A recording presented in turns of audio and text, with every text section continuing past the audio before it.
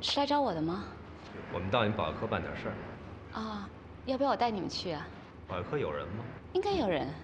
有人就不用了，我们自己去吧。啊，那行，那你们先忙，我先走了。啊。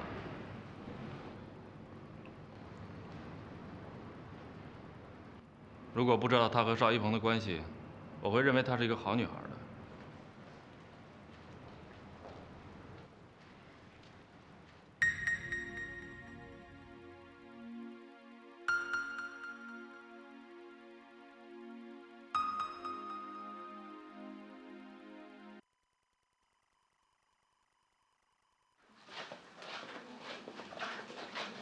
吃饭了，吃饭了。哎呦，你们才回来呀？你们，我都快饿死了我。开饭的点儿已经过了啊，就剩这点东西了。谢谢。来，把水给我。哎，活干了吗？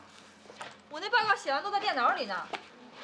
这些啊，都是我从网上查到的关于开源公司的情况，主要是与他们合作过的公司及其相互间交易的情况。哎，还有这些是邵一鹏个人的资料，从他85年转业到现在为止10几年的经历全都在上面。还有你看这些照片，是历年来市里的许多媒体把开源公司作为纳税模范户，然后报纸上登过的照片。怎么没今年的呀？今年他们公司亏损的厉害，自身都不保了，哪有钱去纳税啊？为什么？我们也正试着从今年的交易记录中查出一些蛛丝马迹，看看为什么他们公司突然会亏损。赶紧查，肯定跟案子有关。没问题。像这个。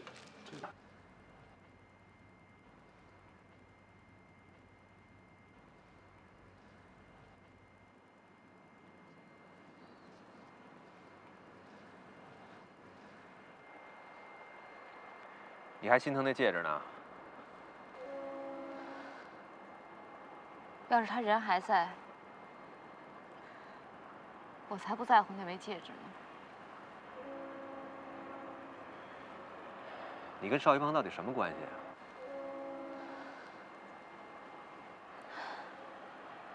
情人关系。那你上午干嘛说谎啊？我没有说谎，我只是没有说完。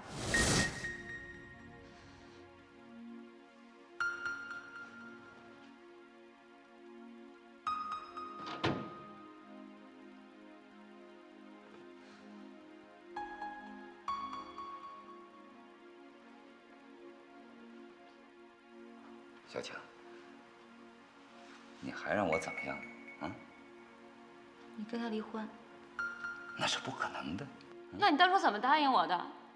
你看你又来了。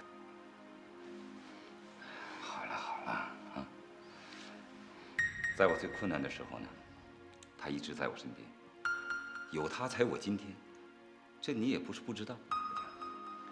你听我跟你解释，我不能这样，是不是啊？那你对我呢？你就对得起我了？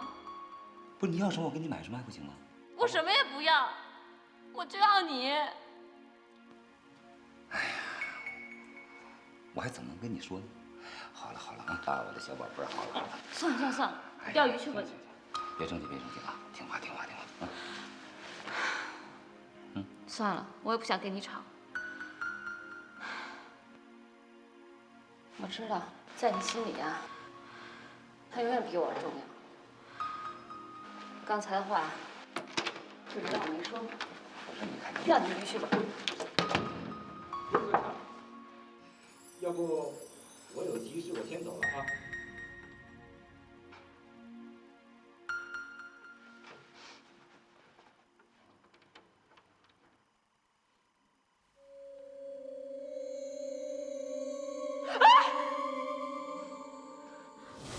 你说你只看见一只眼睛？我当时吓坏了，也叫不出声，也动不了，下意识闭上了眼睛。可等我再睁开眼睛的时候，那个人已经不在了。你就看不出他是谁？我吓成那个样子，怎么会看得出来呀？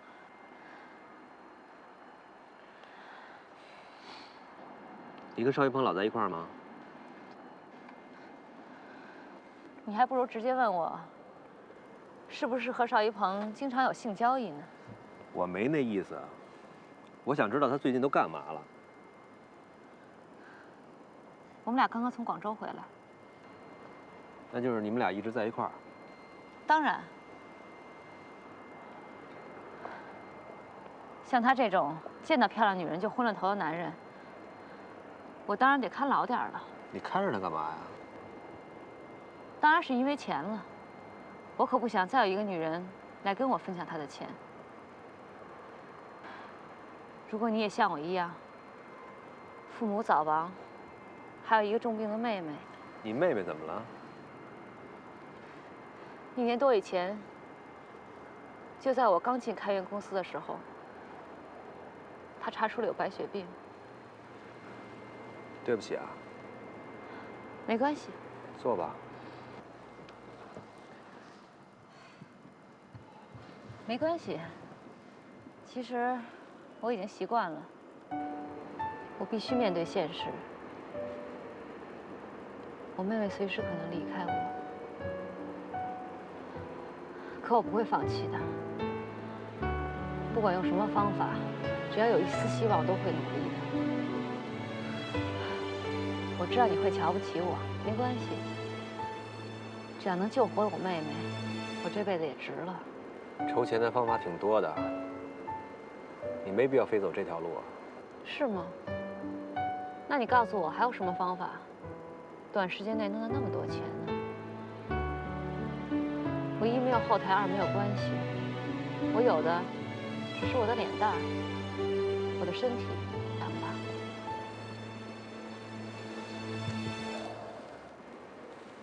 沙绣花知道你跟邵一鹏的关系吗？我不知道，我也无所谓。反正我只看重他的钱，我不忌讳我不爱他的人，我爱他的钱。 可我要他离婚，跟我结婚。像他这样又有钱、对我又不错的男人，做丈夫不是挺合适吗？你倒挺现实的。我不像有些人自己过着幸福的生活，有什么资格训斥我们这些还在苦难中挣扎的人呢？我没这意思。我没有想改变你的意思。我知道在你心目中。 我不过是一个肮脏的女人，没关系。我今天叫你来，只是想告诉你一些实情。与其让你发现我在说谎，不如我先告诉你。你今天找我来就说这个是吧？你还想知道别的吗？我想知道你跟任继昌的关系怎么样。 任继昌，他今天上午是不是给你打了5个电话呀？你们俩关系不错吧？真是警察呀，什么事情都清清楚楚的。这是我的工作。任继昌，他是大我2届的大学同学，他一直在追我。 可说实在的，我没法喜欢他，我不觉得他在爱我。他是那种，他想要的东西就一定要得到的人，也包括你。我宁愿对他敬而远之一点。可自从他知道我跟邵一鹏的关系以后，他就威胁我，说要告诉我妹妹。你知道。 我一直跟我妹妹讲，我是公司的白领，是靠双手挣钱的。她现在已经很脆弱了，我不希望再打击她，所以我就帮任继昌进了开元公司。任继昌这个人，人品虽然不怎么样，但是还是挺有才的。进了公司以后。 马上就做成了几笔很漂亮的生意。邵一鹏也慢慢的把一些实权交给了他，腾出时间来，跟我有时间去旅游。可最近，邵一鹏跟我讲，任继昌把公司已经搞得亏损严重，甚至是濒临破产了。我真的很后悔。你要知道。 如果开元公司破产的话，那就等于说我已经没有了靠山。我妹妹现在病还没有好，我真不知道该怎么办了。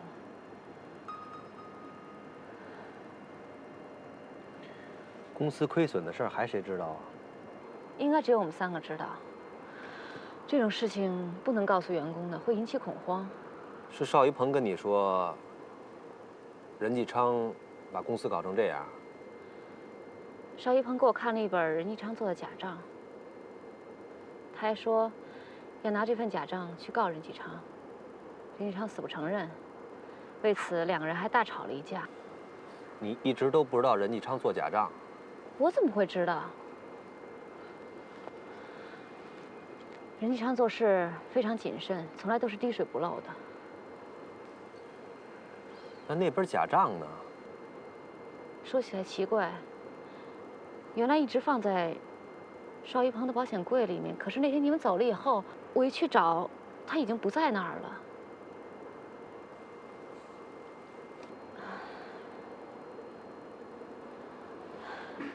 要是没有别的事儿，我就先走了。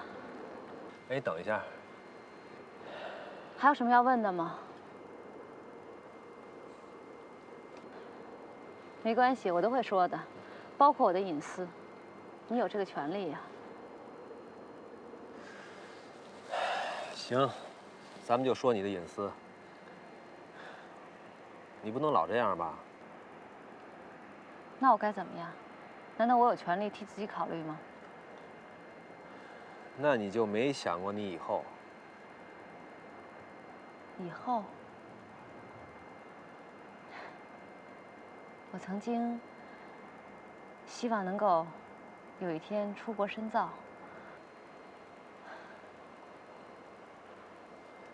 行，我就跟你说一句，你别看不起你自己，别人也就不会看不起你。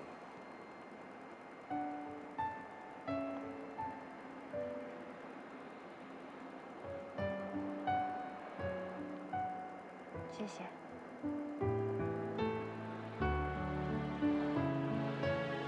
哦，这是我的名片，有什么事随时找我吧。我送你吧。我自己打车走。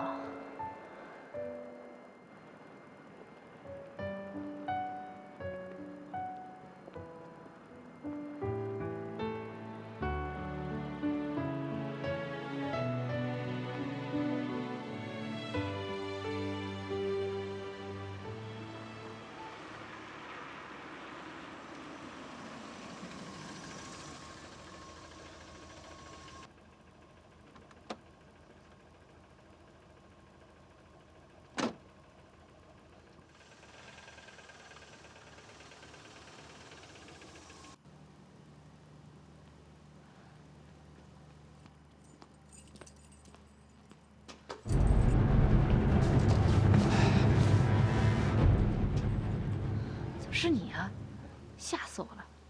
干什么？我来找你啊。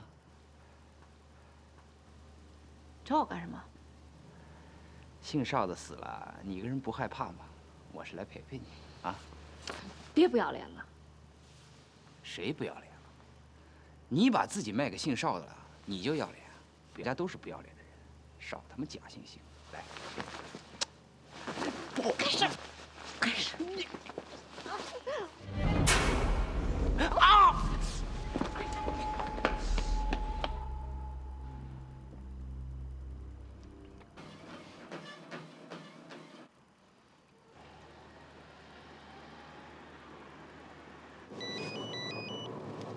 喂，妈，啊，哎呦，我不去。您等我把车停下来跟您说好吗？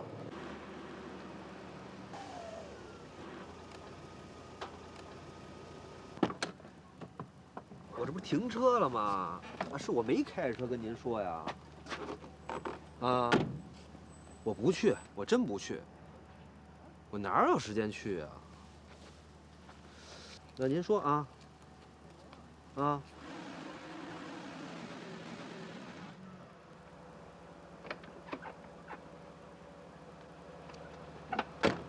哦，真的有事吗？啊啊，我先挂了啊。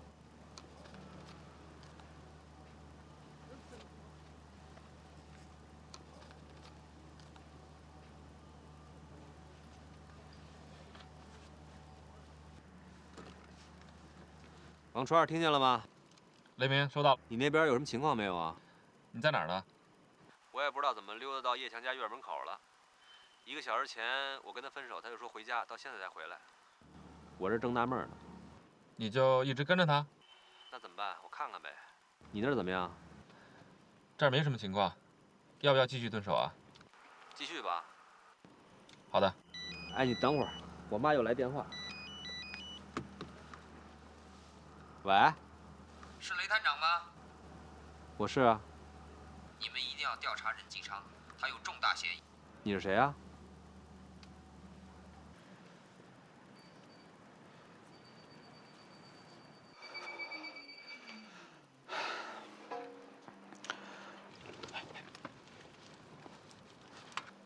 喂，我想你了。今天晚上能不能见你？现在还不行啊？喂。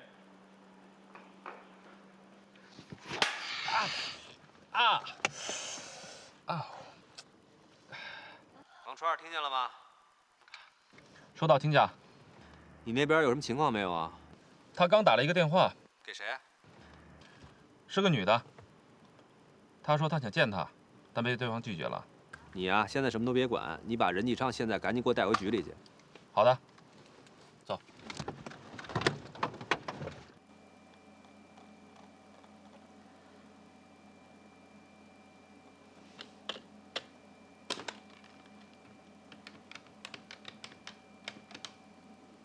喂，哎，我查出来了啊，是编号为2210的公用电话打出的电话。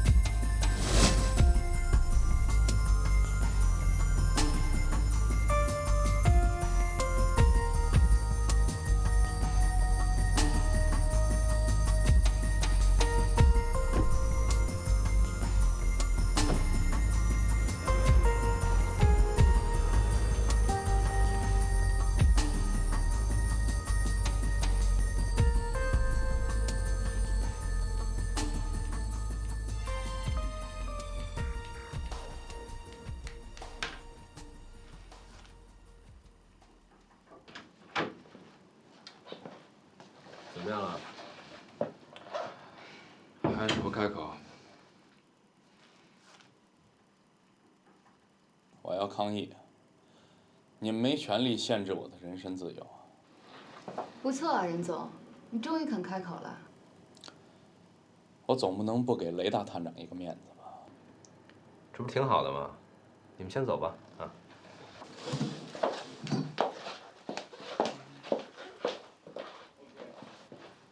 你最近跟邵一鹏闹挺僵的吧？一个单位的正职跟副职之间闹矛盾，这是很平常的事。还听说你们昨天吵了一架。这能说明什么？我总不能因为跟他吵了一架就把他给杀了，我还没活够。你跟我说说你们公司最近的财务状况吧。我不太清楚，你应该去问公司的财会。你是公司的副总，邵一鹏把公司都交给你打理了，公司的财务状况你不知道。正因为这样，我很忙啊，我不能亲自过问每一笔账。那你就有时间跟叶强在一块儿是吧？叶强是邵一鹏的情人，跟我有什么关系？这很正常。有些男人不就是喜欢别人的女人吗？是，我是喜欢叶强，但是我没钱，他连正眼都不看我一下。那你也不该老缠着他呀。你用不着说这么难听嘛。什么叫缠着他？只要他没结婚，我就有追求他的权利。何况邵一鹏不能给他婚姻，这一点上，我比他占优。那也不见得。现在有些女人要的，不见得是婚姻。随你怎么说吧，反正你无权过问我的私生活。从昨天早上4点到你上班的时候，你都干嘛去了？凌晨4点肯定是在家睡觉。早上7点起床，7点半出门上班。路上因为堵车耽误了几个小时，所以10点才到公司。有证人吗？我又没结婚，一个人在家睡觉，哪有证人？不过路上堵车，你可以去查一查交通台当天的记录。啊，对了，我因为开车违章被警察逮着，还开了罚单。罚单呢？你们这么匆匆忙忙的把我绑架到这儿，我连换身衣服的时间都没有，哪有时间拿罚单啊？行了，今儿到这儿吧。任先生，任先生，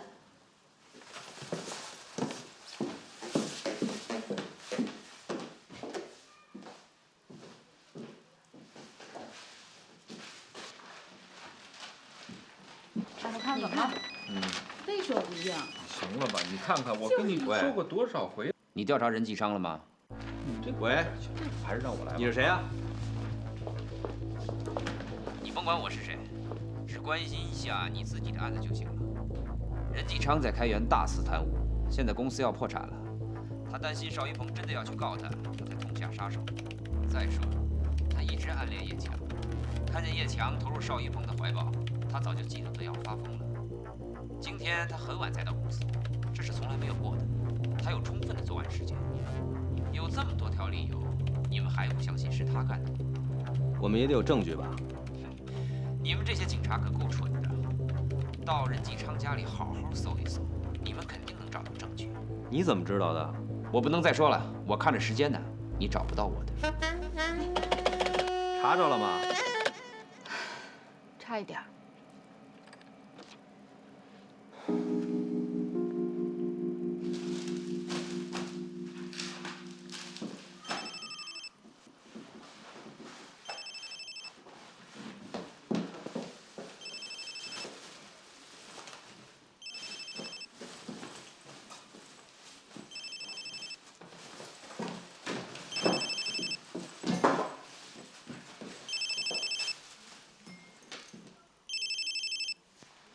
喂。哦，我马上就回来啊。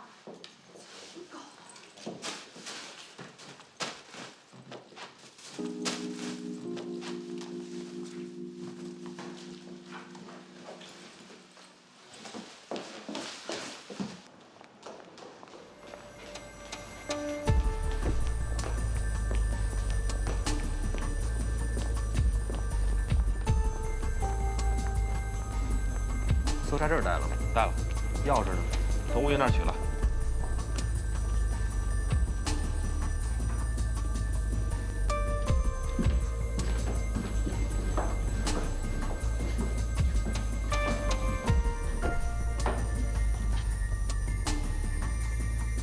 你厨房，你卫生间。是。你去看看里边。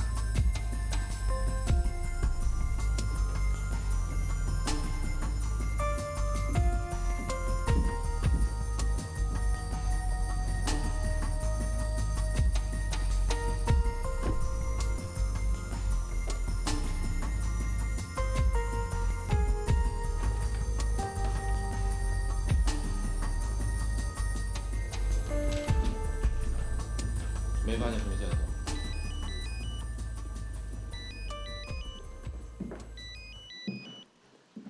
喂，这么晚了，什么事儿？你出什么事儿了？好吧。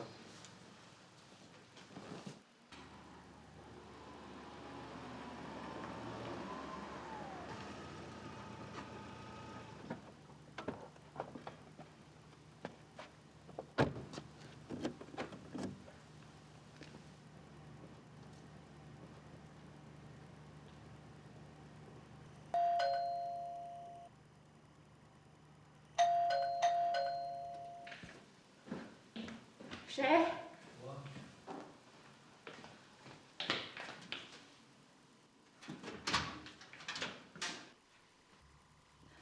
你怎么了？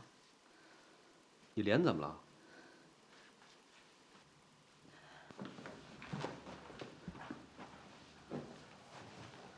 你怎么了？你跟我说你怎么了？你说话呀！你电话里不说有事儿说吗？你怎么了？啊？你跟我说话，你怎么了？你不说我走了啊？你别走！我要是跟你说，你会更看不起我吗？我不会，你说。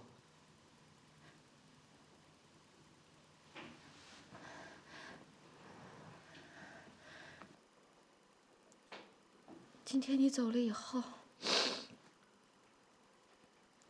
郭二宝来找过我。郭二宝，他打你来着？他不光是打了我，那你干嘛不报案呢？我不能，我不敢，我现在名声已经很差了，我以后怎么见人呢？你跟我走，你现在跟我走。干嘛去？你跟我回局里立案去。我不去！你跟我走！我不去！我不去！他这犯罪，你知道吗？我不管！我已经是大人了，我经历了很多了，不用你来教我怎么做。你必须得跟我回去。我就是去了，我也不会报案，我就说什么也没发生。你就学不会自己尊重自己是吧？谁来尊重我？那你叫我来干嘛呀？啊，你叫我来干嘛呀？我以为你活了情妇，是可以理解我的。我现在不理解你是吧？你跟不跟我回局里报案？你不走是吧？啊？你不走我去啊！我怎么都得跟局里说。在外边，我会尽量的给你保密。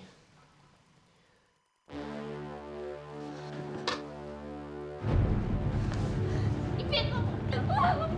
你别管我！你别管我！撒手！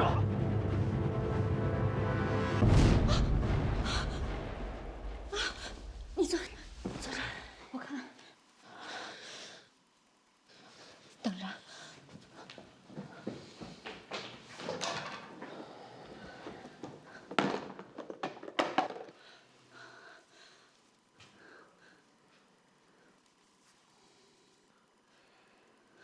对不起。只要我的血不白流，怎么都成。活着有那么难吗？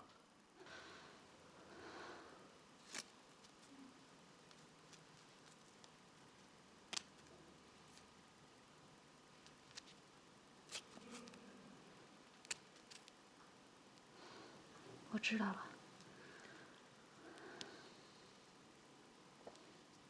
你真是个好人。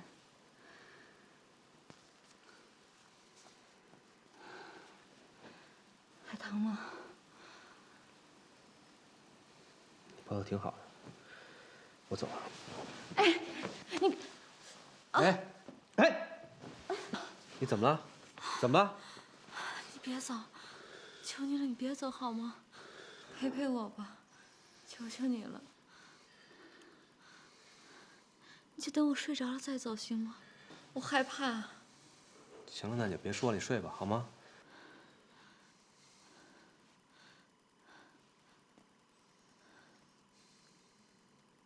那就别睁着眼老看着我了，你睡吧。可我现在睡不着啊。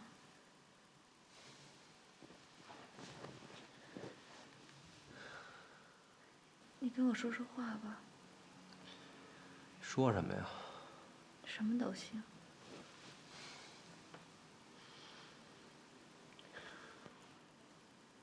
你换香水了？你不喜欢？我从小鼻子就特灵。你现在抹的香水浓，傍晚的时候抹的淡。你身上还股什么味儿啊？有点冷。你帮我去那屋拿个被子好吗？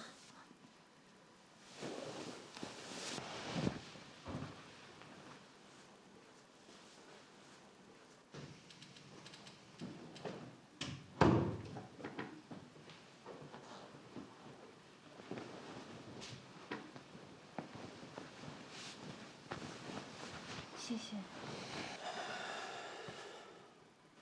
就别老看着我了，睡吧。我睡不着，还是觉得挺害怕的。你别想这些事儿了，好吗？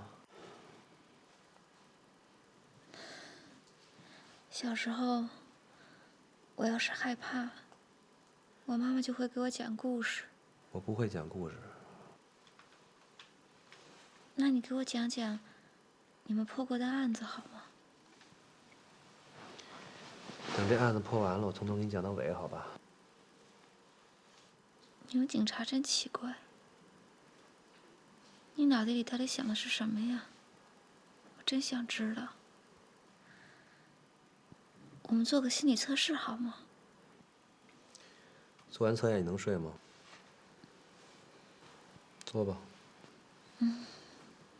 我得要笔和纸。那有。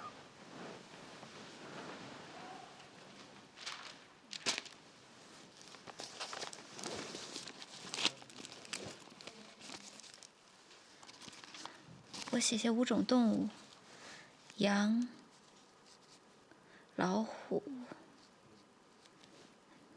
牛、猴子，还有猪。它们分别象征你生命中的事业、金钱、爱情、家庭和孩子。如果要你抛弃，你会以什么样的顺序抛弃啊？选一下好吗？你先抛弃什么？羊。羊。你知道羊代表什么吗？代表爱情。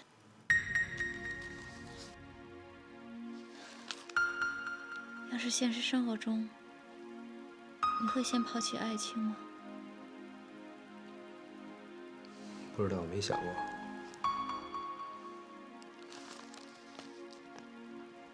当初我做的时候，我想最后抛弃羊的。我现在不知道，我是不是已经把它丢了？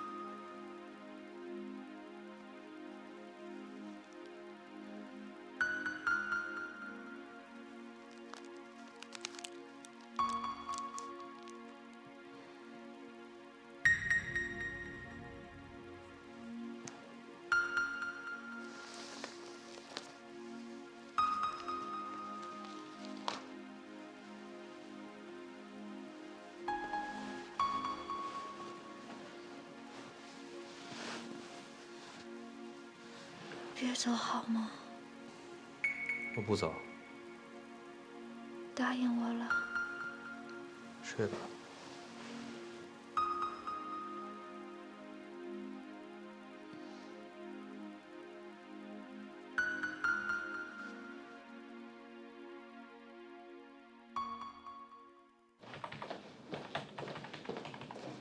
盛哥，人体伤的手续已经办齐了。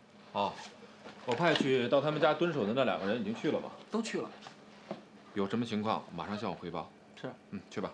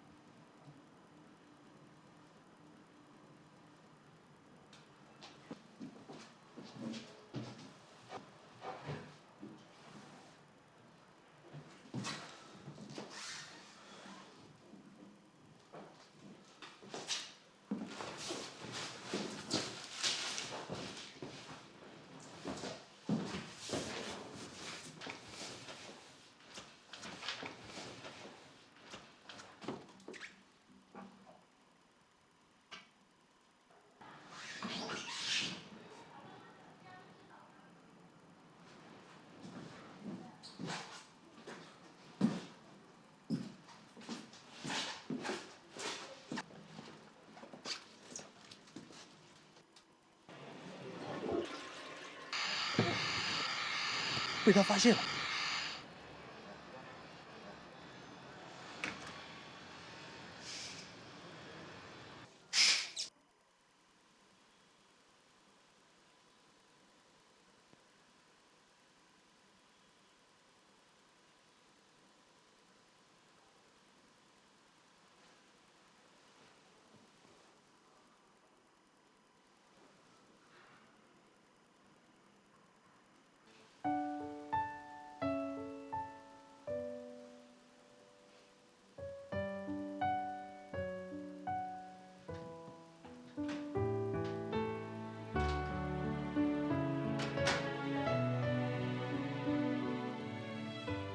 封锁现场了吗？好，我处理完马上去。好，就这样啊。我又一晚上没睡，我得冲杯咖啡去。哎，来不及了。啊，刚刚接到报案，说郭二宝死在他自己家里了。龙林和麦欧呢？他们已经先去了。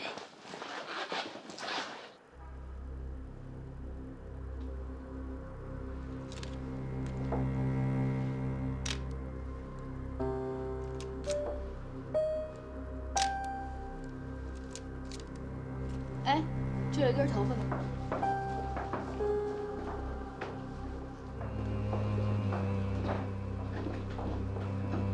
来了。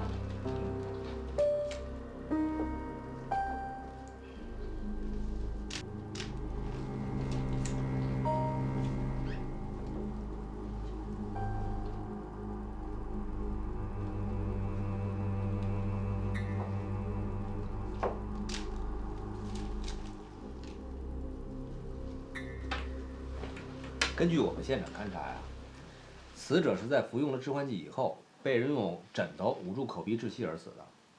死亡时间现在定在早晨的5点到6点，现场没有留下指纹、脚印等线索，而且呢也没有搏斗的痕迹，所以我们认定肯定是熟人作案。凶手呢是在让死者喝下致幻剂以后从容作案的。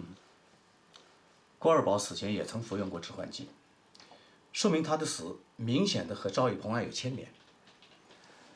邵一鹏案说不定可以从这里找到突破口。队长，现场确实没留下什么有价值的线索，所以这个案子，队长，有难度哦。这可不像你说的话，你一向是越有难度越兴奋，怎么这次没有信心了？信心我有啊，就是想跟您多要点时间。我就知道，你放心，我绝不干涉。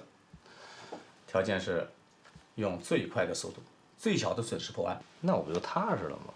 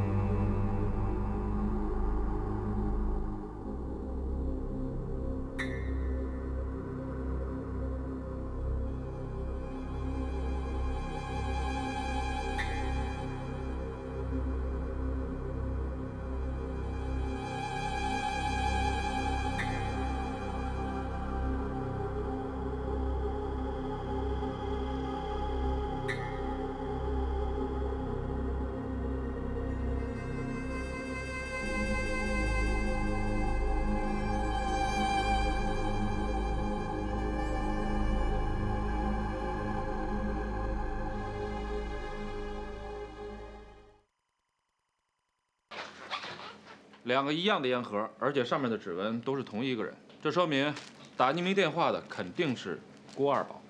那为什么郭二宝会被杀呢？那还用问？杀人灭口呗。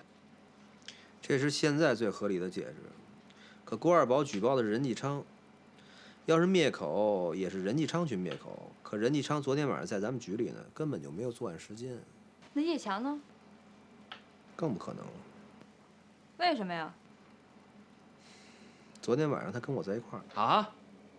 哎，雷鸣同志，你不会是喜欢上他了吧？你别胡说了。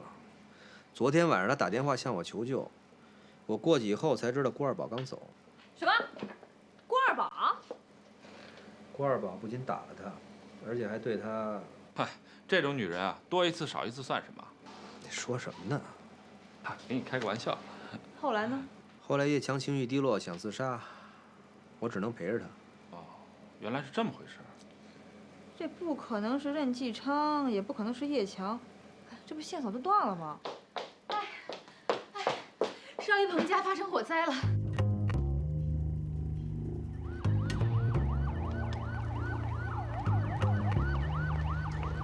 哎，怎么回事？火已经被扑灭了，幸亏啊，今天下雨，火势没有蔓延。火是由床上遥控器引起的，因为是晚上邻居们都睡着了，还好今天送牛奶的人啊来的比较早，发现不对劲儿以后就撞开门把火给扑灭了。沙秀花呢没有到他父母家去，手机、呼机呢都已经关掉了，所以现在他下落不明。哎，这沙秀花的邻居老陈，老陈说半夜2点钟的时候呢，看沙秀花拿着一个大皮箱往外走。当时呢，他问沙秀花干嘛去，沙秀花说呢回娘家住段时间。当时老陈觉着呢，可能是因为老邵的死给沙秀花带来很大的打击，这回娘家住住也是正常的，所以就没多想。没错，好，谢谢您。好，不客气。好，谢谢您啊。哎，不客气。好，再见。我走了啊。好。这事儿你怎么想？我觉得现在下任何结论都为时过早。这是在火灾现场发现的唯一证物。百花山度假村。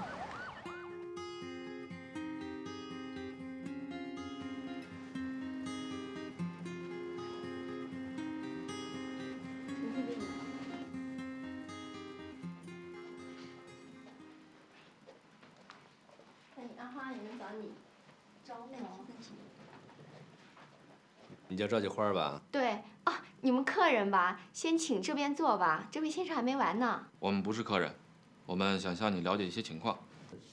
了解情况。你们是警察？我只是给客人做按摩，我做的是正当的，是专业的工作，没有什么。你别紧张啊，我们就是找你了解点情况。你认得他吗？他常和葛大明一块儿来。葛大明？葛大明是谁啊？我的客人常来。他出事儿了吗？不跟你说了吗？就是向你打听点情况，你把你知道的都跟我说出来就行。哦，葛大明是日本人。日本人？哦，他祖籍好像是台湾的，留学到了日本就留在了日本。他每年都回来一趟，一住就2、3个月，常上我们这儿来。那你知道这个女人跟他是什么关系吗？这我可就不太清楚了，可他俩挺亲热的，有时就住在这儿，只开一间房间。今年葛大明认识了一个叫邵一鹏的，他俩很快成了好朋友，都喜欢钓鱼，常上我们这儿来。以后这个女人就再也没有来过了。邵一鹏？他也是我的客人，记得是1个月前。这个地方确实是不错，是应该常来啊。但是就是不知道阿花小姐按摩手艺怎么样。不知道你还在这里？我老婆要不说呀，我还真不知道有这么个地方。她说这个地方有叫阿花小姐，按摩手艺非常好。我这2天呢也是开车，哎呦，肩周炎也犯了，成天呢腰酸腿疼的，过来试一试。你是说邵一鹏来这儿是他老婆带来的？对，我也觉得挺奇怪，有几个女人喜欢把老公介绍这种地方来。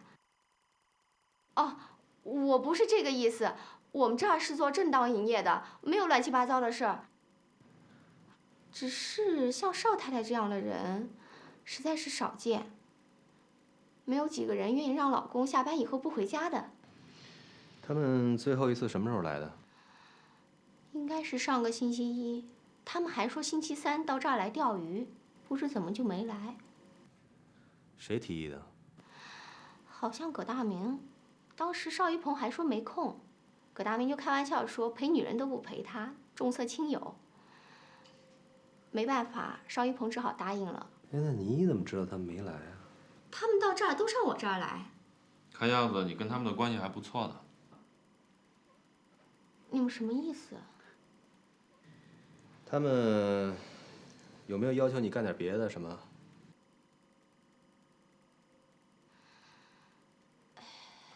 有一次，葛大明酒喝多了，硬要我陪他，我不愿意，他还骂我，说没有女人拒绝过他，他有的是钱。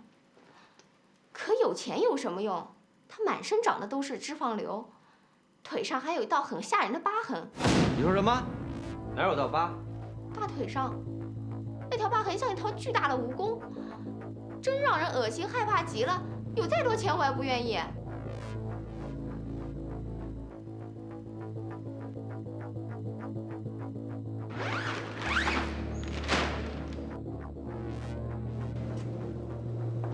葛大明，哎，我已经跟任平警方联系过了，这是他们发过来的资料。我们从一开始就让人家给骗了。你们还记得吗？沙秀花那天认尸的时候，只看了一眼就昏过去了。当时我还纳闷呢，他怎么看一眼就知道那是邵一鹏啊？后来我想啊，人家可能夫妻10几年了，看一眼就能认识。可是现在仔细回忆一下啊，他从那个角度看过去，马上就能看见葛大明的腿。他看见了那条刀疤，一下就认出那是葛大明。可他还跟咱们说那是邵一鹏，这里边肯定有问题。从我们目前掌握的材料来看呢，沙秀花和葛大明明显是情人关系。沙秀花让那个邵一鹏呢去那个度假村，是故意让他认识葛大明的。而这个葛大明又配合沙秀花，很快成为了邵一鹏的好朋友。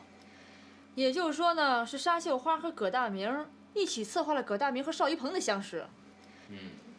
他们这么做肯定有他们的目的。可又会是什么呢？喂，啊，等一下啊，找你的。谁呀？一个女的。喂。哎呦，啊你啊，啊，行，啊，行，我马上去，好吧啊。那个是叶翔，他让我去一趟。你们什么意思啊？这是工作。啊，是工作。哎，我们咱说啥了？对啊。哎，我们没说啥呀。就是。你不用解释啊。我走了啊。我知道我是警察。我知道咱们有纪律。哎。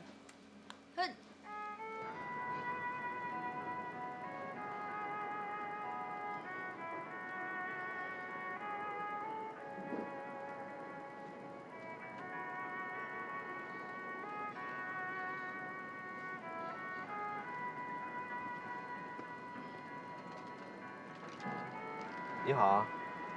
啊。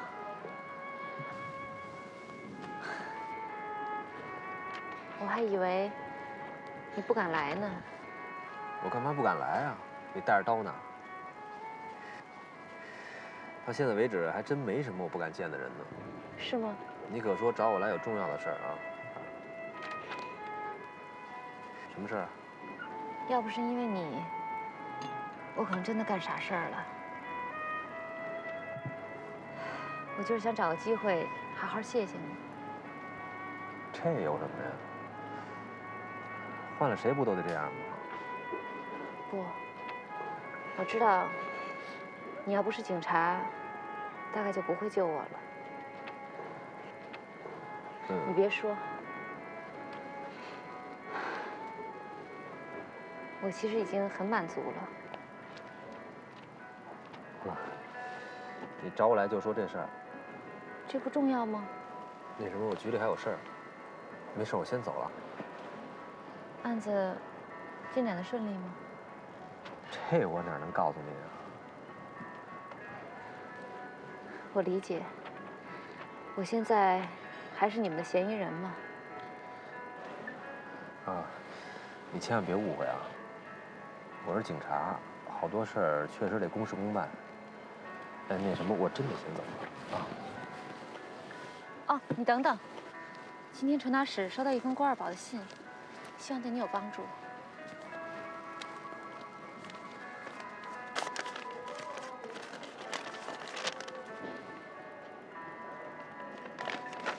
我得去他办公室，我先走了啊。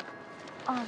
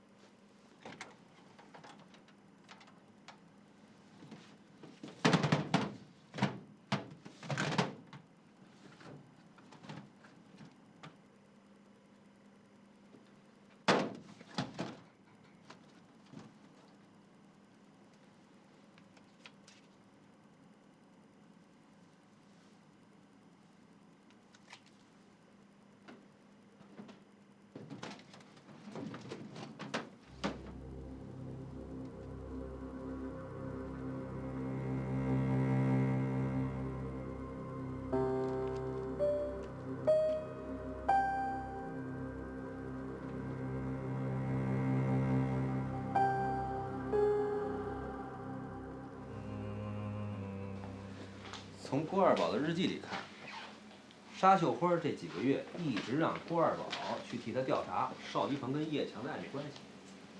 郭二宝就利用这件事一直在敲诈沙秀花，第一次要5万，第二次又要5万。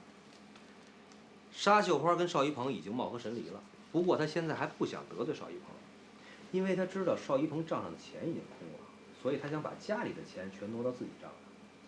为什么要让郭二宝去查邵一鹏呢？就是想在离婚的时候多分点钱。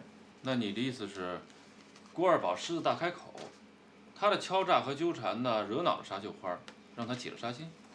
现在这是最合理的解释。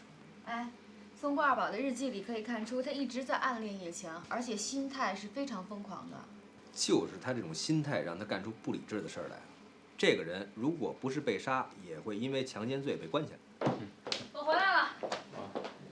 我查了沙秀花的亲朋好友，她有一个表妹在医院工作，可是1个月之前呢，已经被公派出国留学去了。你们看，沙秀花有条件得到致幻剂。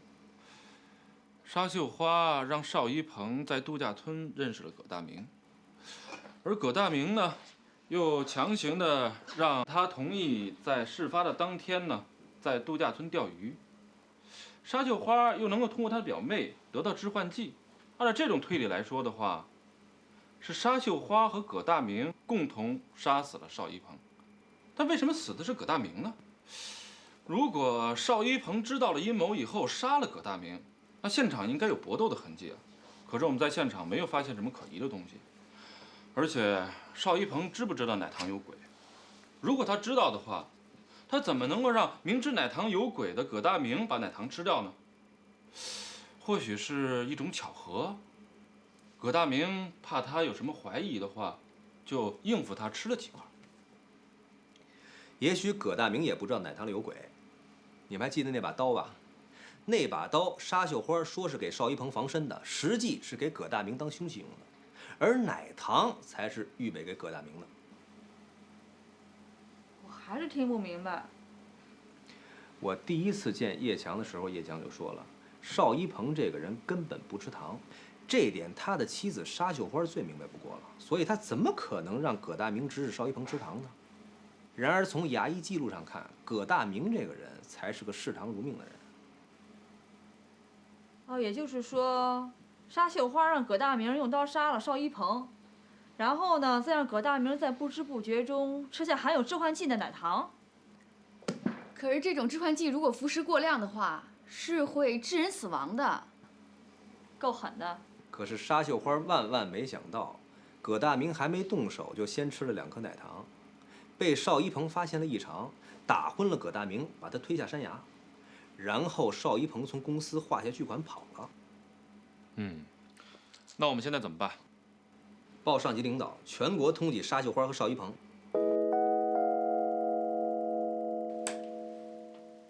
哎，下棋就下棋啊，你别老弹我手，要不然我不下了。好，来，接着下。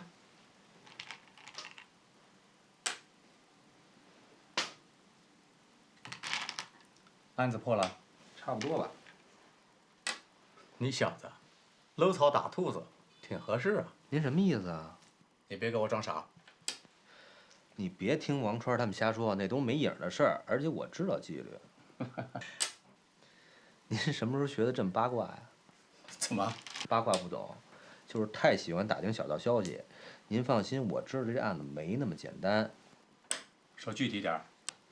凭感觉啊。啊，我知道你不爱听这句话。现在的问题就是这盘棋你还下不下？好，我搬。你搬什么呀？你搬？你把这10几个黑子……哎，不对。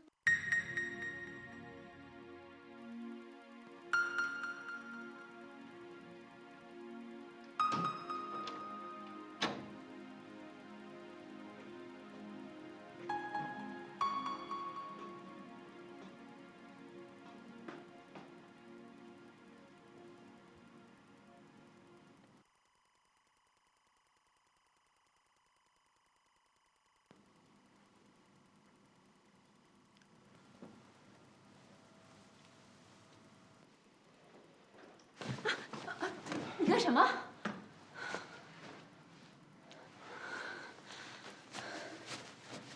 现在邵一鹏已经死了，你还怕什么？这不是怕不怕的问题，是想不想的问题。我哪一点比不上那个邵一鹏啊？现在我是开源的总经理，他能给你的一切我都能给你。也许吧，可你让我感觉害怕。为什么？难道我还不够爱你啊？我可不敢接受你的爱。行了，你赶紧走吧。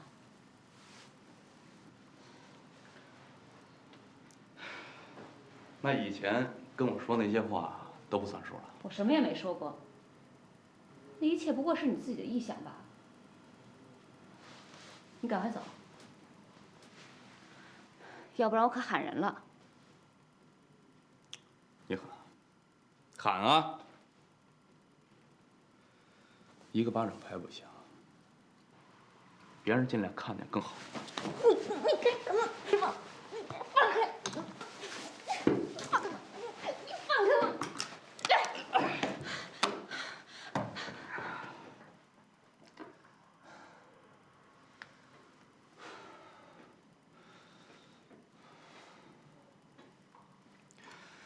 我就不信能逃出我手掌心。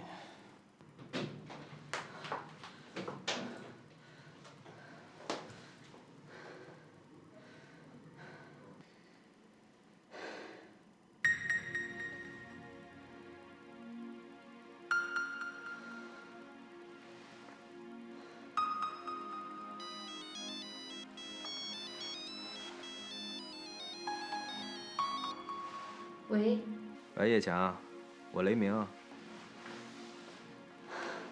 你好，你怎么了？没事儿。我告诉你好消息吧，案子快破了。真的？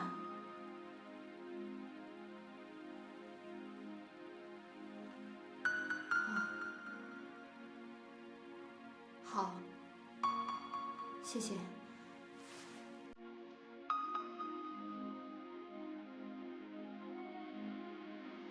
事情怎么会是这样？正全国通缉呢，邵一鹏和沙小辉这俩人跑不了。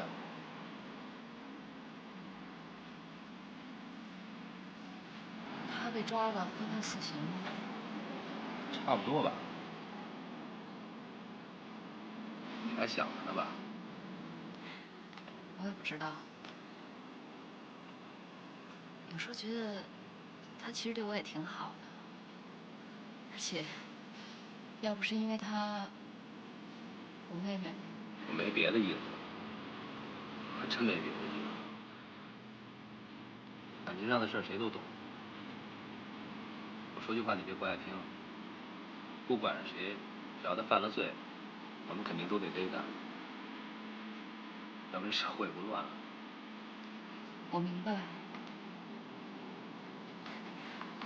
可人的感情，也不是说能控制就控制得了的。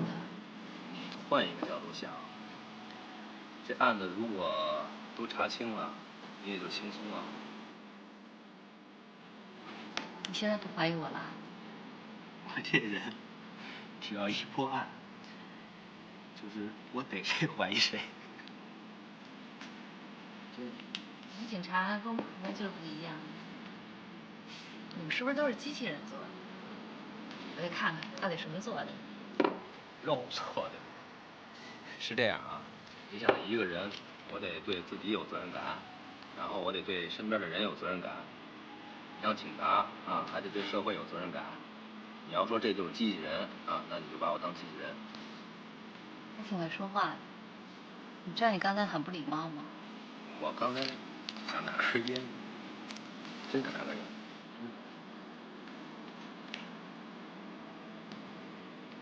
案子不都结了吗？干嘛还那么谨慎，跟我保持距离？谁跟你说结了呀？我现在只是推测谁是凶手，这凶手也没抓着呢，然后凶手也没招供，就抓着也得招供啊。案子还没结呢。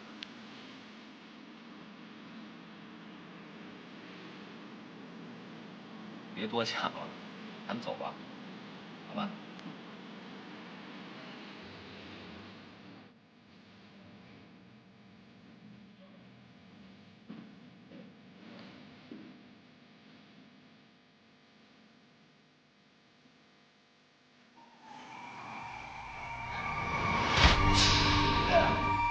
别伤了他！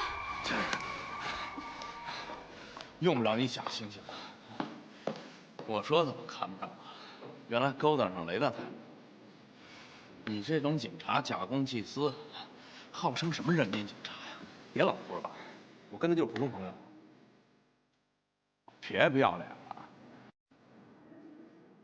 他说的对，我们只是普通朋友。行了，我们走吧。你说，是我们俩一起走？你不愿意吗？愿意。先生，不好意思，对不起啊，您的钱还没付呢。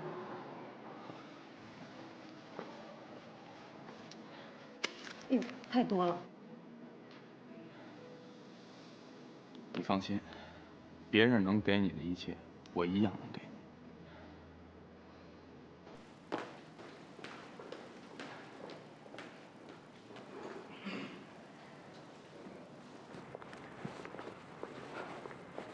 去我家里好吗？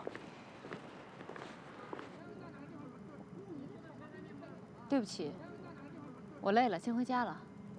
出租车。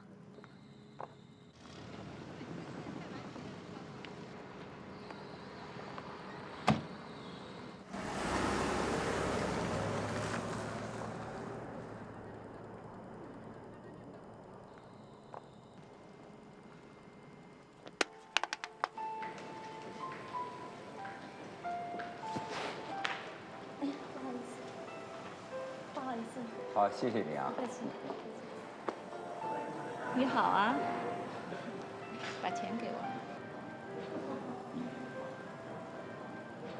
你是不是有点太贪了你？这是我该得的。该得的。你雇你的情夫想杀我，你还有脸管我要钱？你别忘了，你可是个杀人犯。呸！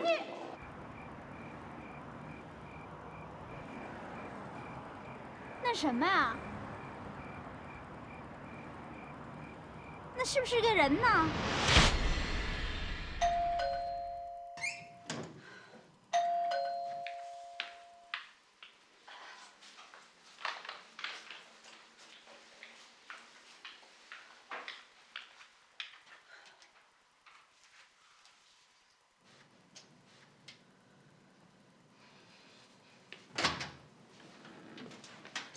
找我干什么？我有点事儿找你帮忙。我们不过是普通朋友，现在你们已经结案了，我没有这义务了。你怎么了？怎么，抽烟喝酒也要向你们警察报告吗？我是说抽烟喝酒对你身体不好。谢谢。不过这跟你没什么关系吧？请你走，要不然我可告你私闯民宅了。你这么讨厌我是吧？我哪敢讨厌您呢？您是大名鼎鼎侦探呢，我是什么？不过是一个不要脸的二奶罢了。你要是自己看不起你自己，别人就帮不了你了。说的多好听啊！我发现我有点了解你了，你呀，就是一个说一套做一套的小人罢了。你说什么呢？你说我说什么呢？在你心中，你看得起我吗？你什么意思嘛？我没什么意思。我知道在你心里面没有我的位置，我就是觉得有点可笑，觉得自己自作多情罢了。从你认识我那天起，我就是警察了。你别找借口了。那你现在已经破案了，你还担心什么呢？我也不知道。每次我想跟你在一起的时候，就觉得心里不对劲儿。也许这案子对我压力太大了吧？我还不能适应。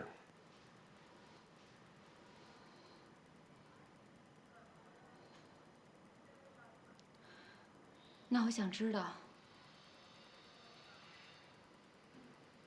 你喜欢我吗？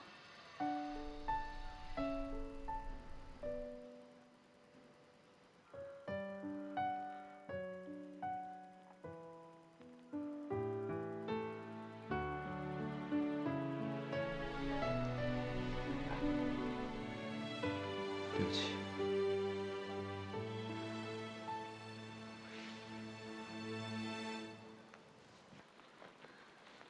算了，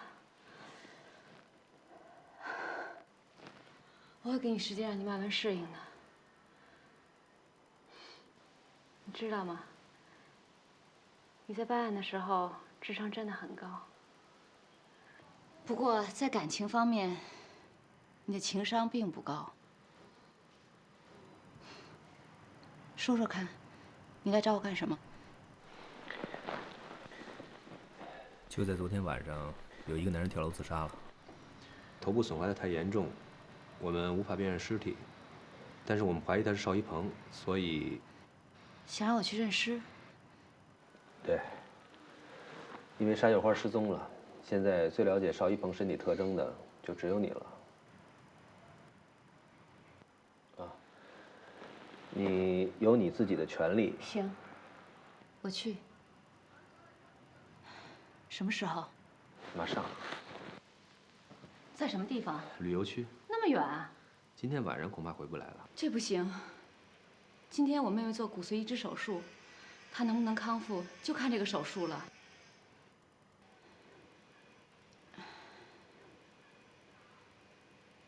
那这样吧，我会跟你们去的，但是我要先看看我妹妹去。我先陪你看你妹妹。好。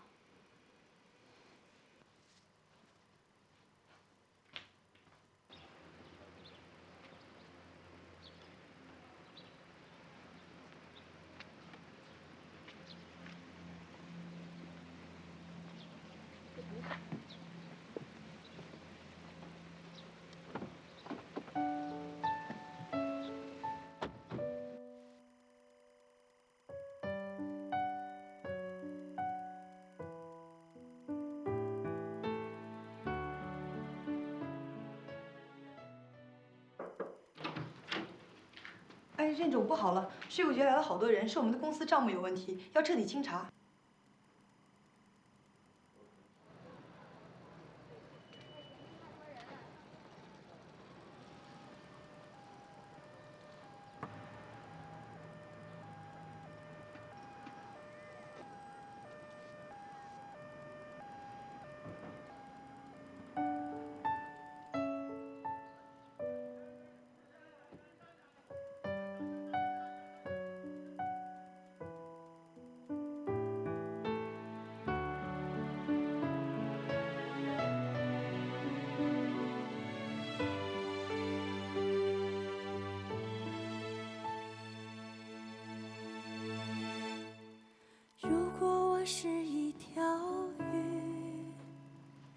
是否觉得我伤悲？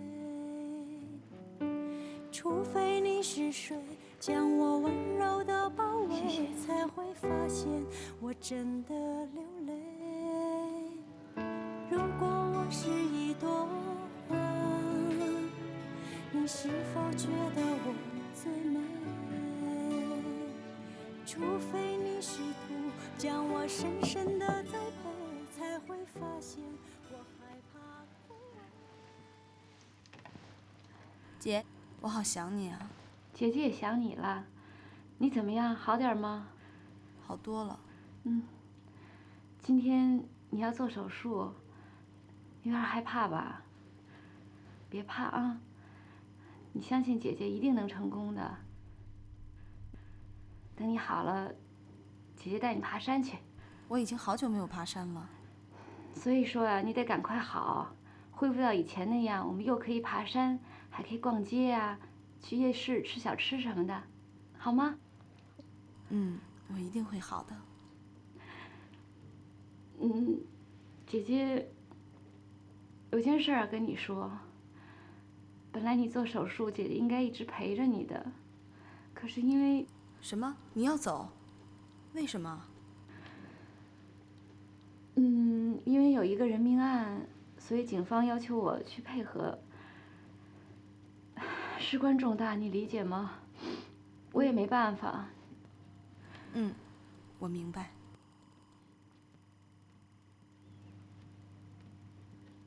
接着点儿，姐姐爱你。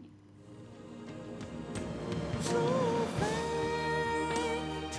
你能读懂我的眼泪，除非你能让我永不枯萎，除非你能让我自由地飞，除非你能做到所有的一切你要的，我才会给。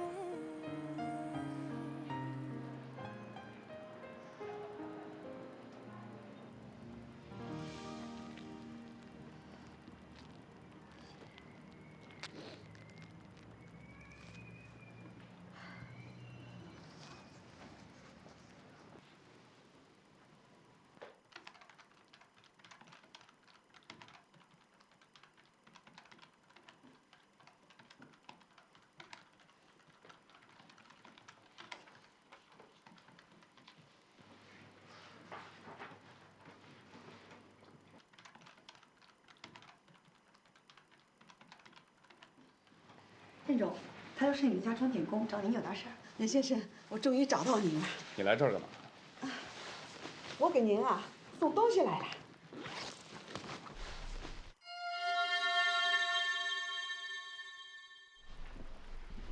行了行了，回去吧。任总，这就是上次您移动的那个账本吧？咱们看一看，可以吗？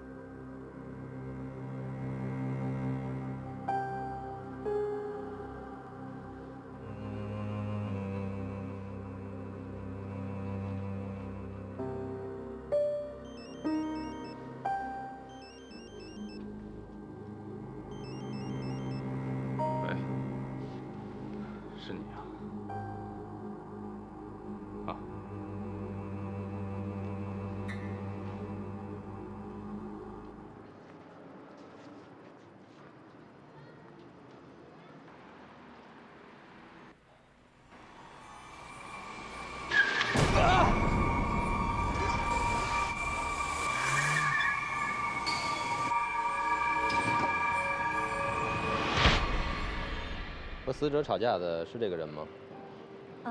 他戴着一副大墨镜，看不太清楚，但年龄感挺像的，特别是这黄头发，蛮特别的。对，应该就是他。楼层服务员对他有印象吗？他一进门就打了请勿打扰，谁都没进去过。谢谢。不客气。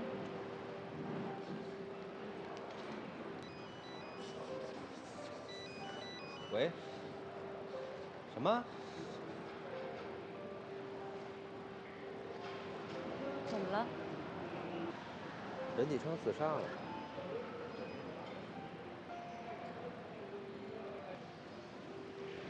你怎么了？我只是觉得好害怕。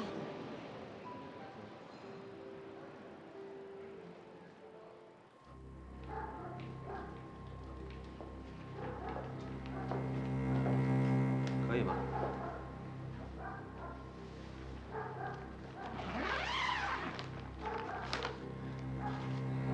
死者面部毁坏的太严重了，你看看身体别的部分还有什么可以辨认的痕迹没？是他，他身上这块肌，他常说很像条龙，证明他不是平庸之辈。把钱收下吧。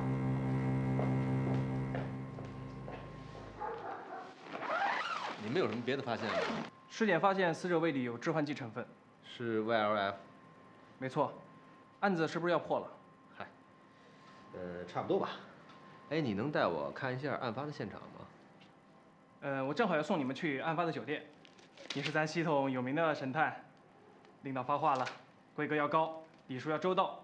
我们在那儿给你和证人安排2个房间，方便你办案。太客气了，请。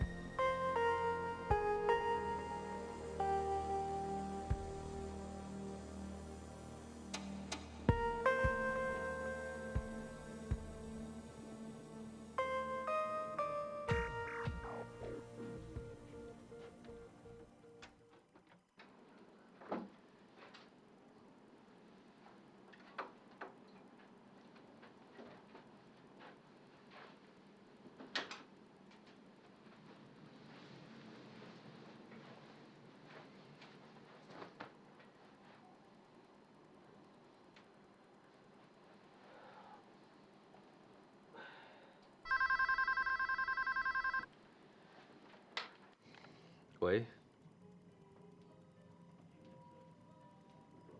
马上来。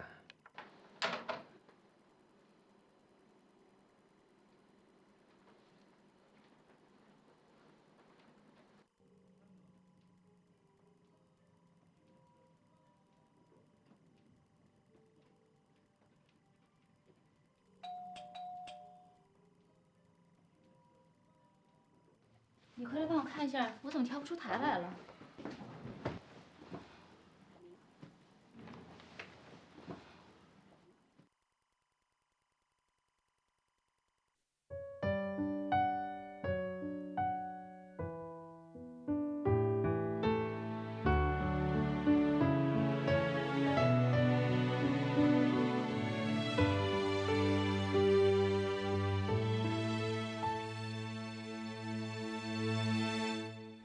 如果我是一条鱼，你是否觉得我伤悲？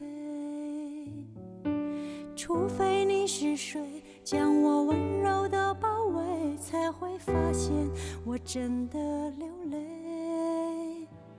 如果我是一朵花，你是否觉得我最美？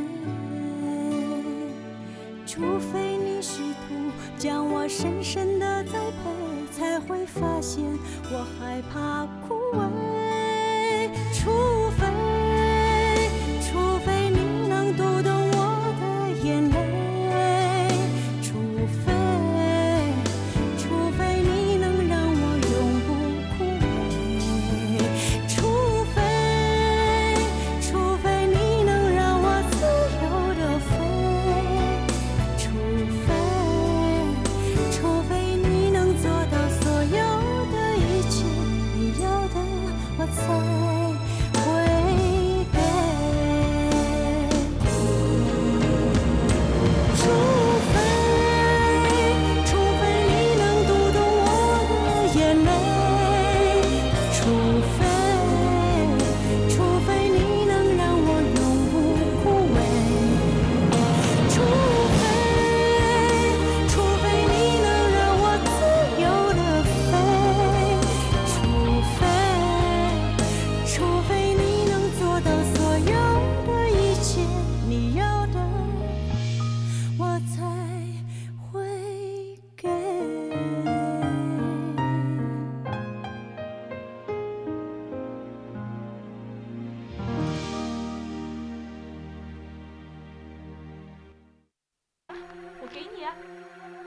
给你，我的钱啊！你真的想要这些钱吗？你这话什么意思？我觉得你那天晚上就应该提醒他，千万别写字儿。你干什么？我是警察，对不起。